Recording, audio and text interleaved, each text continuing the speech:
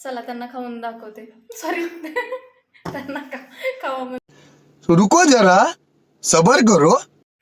आम्ही मार्केटमध्ये गेलो होतो तेव्हा तिथे खूप सारी कोथिंबीर होती. मग ती कोथिंबीर पाहून त्यांना कोथिंबीर वडी खाण्याची इच्छा झाली.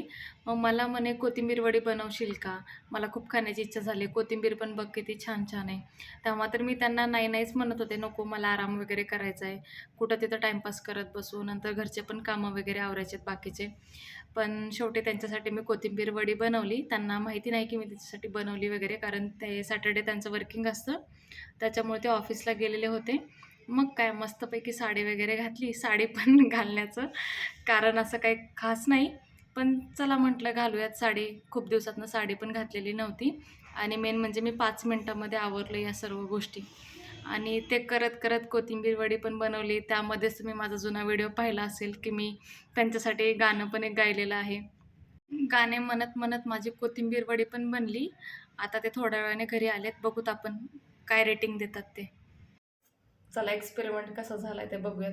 खाओ. कसं झालं ते सांगा मला.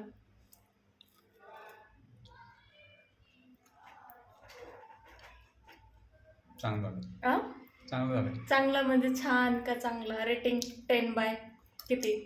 10 ऑन 10 ऑन किती? काय 8 8 का? कोथिंबीर जास्तच मोठी कापली. मग कोथिंबीर बारीक चिरायला पाहिजे होती का मी? अजून दुसरं काय टेस्ट चवीला वगैरे? मीठ मीठ तिखट? कमी थोडं.